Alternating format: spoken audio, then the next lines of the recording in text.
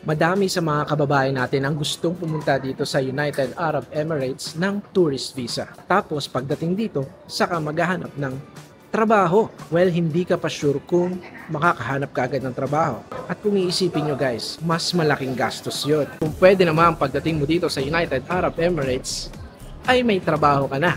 Katulad nitong darating natin na client, at susunduin natin dito sa Dubai Airport Terminal 1. Pagdating niya dito, may trabaho na siya. Galing ng Pilipinas. So, samahan nyo ko. Tanungin natin kung ano ba yung pinagdaanan niya sa immigration sa Pilipinas. At syempre, dito rin sa UAE. Kamustahin natin kung paano ba yung pag-process natin sa kanya ng kanyang OWA, OEC, at ng kanyang pagpipidos. So, tara! Samahan nyo ko. Let's G! Ayan, so welcome po dito sa Dubai. Yan, maraming salamat. Mr. Vincent, at balita ko medyo vlogger din po kayo.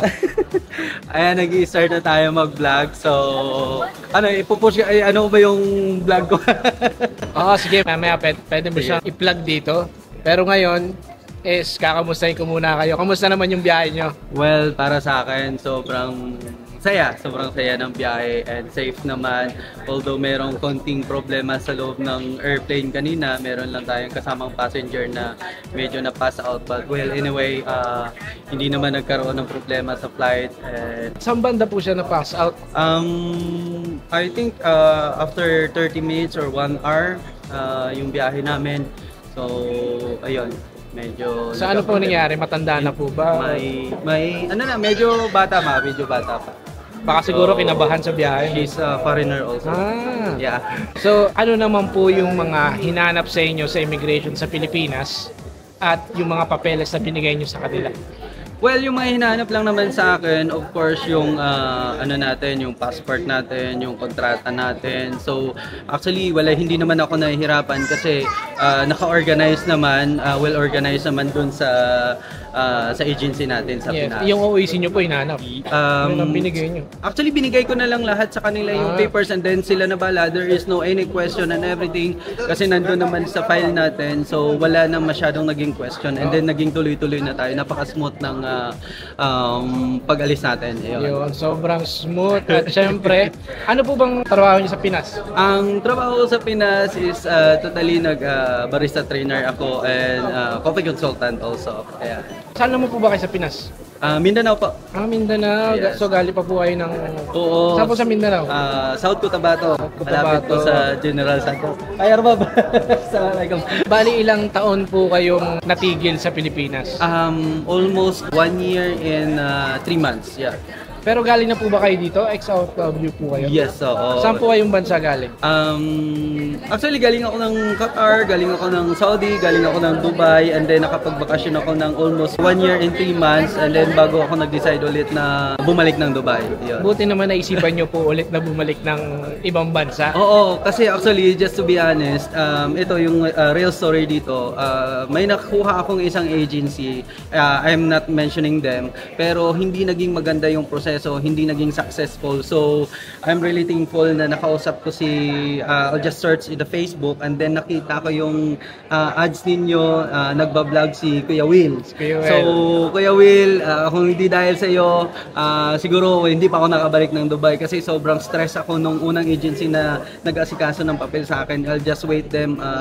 Bakit? Ano po nangyari dun sa... Actually, nagbayad na ako sa kanila and then they promised me na within 2 months makakaalis na ako. So, and then hindi natuloy yung 2 months, sumobra na siya ng 2 months, umabot ng 3 months. So,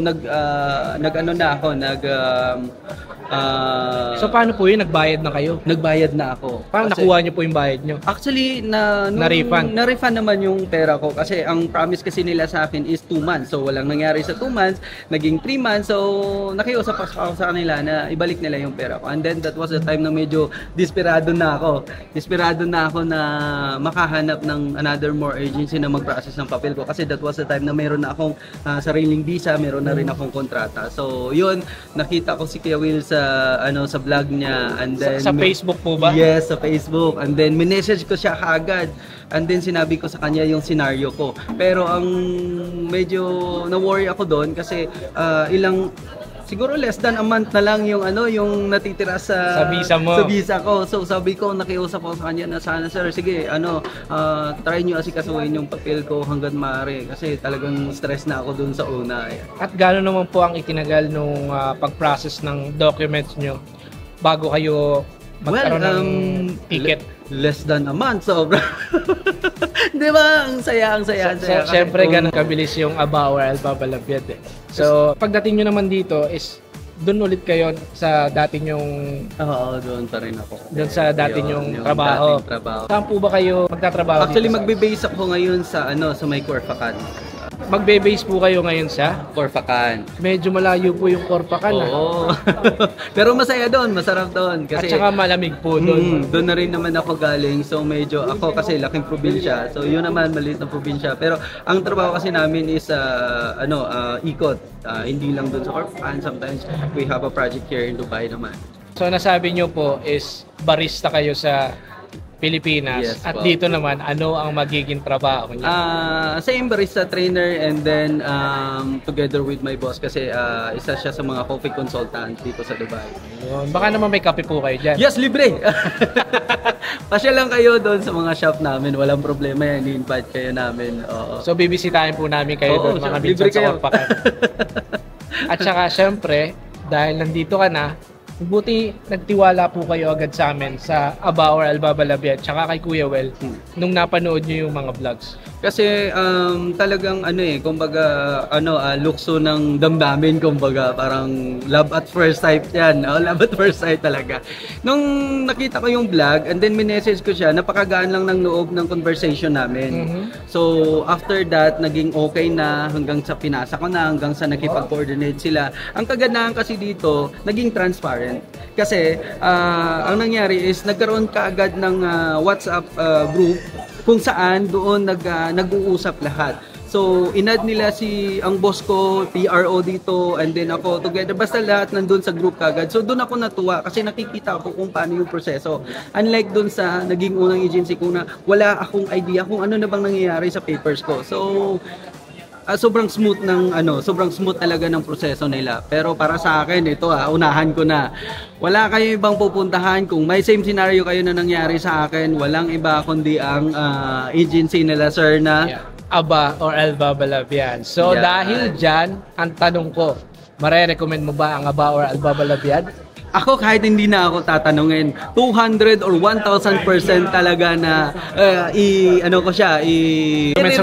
ko siya. Sobra. Sa mga gustong mag-Dubai, sa mga gustong magpunta dito, and then may same case sa akin, or may gusto kayong paasikaso ng mga papers ninyo, wala kayong ibang lalapitan, etong agency nila, 100%, nandito na ako ngayon, walang fake, walang halong biro, walang halong, walang halong stress yan. Talagang napaka-smooth, makakarating kayo dito. And they are really good. Lahat sila napakabait.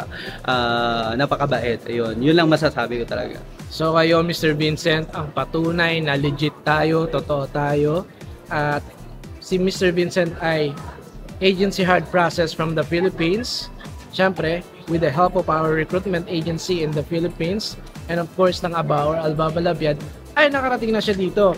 So ito na nga, ito yung gustong naririnig ng mga tao na nanonood sa atin ngayon. Welcome to Dubai! Thank you so much! Thank you! Thank you! Successful na nakarating ang ating client na si Mr. Vincent dito sa UAE na nanggaling ng Pilipinas. At syempre, pagdating niya dito ay may trabaho na siya. Well, ex-OFW siya. Mga ilang taon siya nagstay sa Pilipinas. Tapos naisipan niyang bumalik ulit dito. At dahil merong hindi magandang pangyayari sa agency niya before na pinag-processan ng kanyang documents, nanghingi na lang siya ng refund. At naisipan niya magpo-process sa atin ng mga documents niya like OWA, OEC at PIDOS. So nakita lang niya tayo sa Facebook and social media. So kayo guys, kung may mga problema kayo sa mga pagpa-process ng mga documents, nandito kami, ang Aba or Albabalabiyad, para mag-process ng mga documents na kailangan nyo in a legal way. So ano pang inaantay nyo? I-contact nyo na kami sa WhatsApp and any of our social media accounts. At nandito kami, tutulungan namin kayo. See you here in Dubai!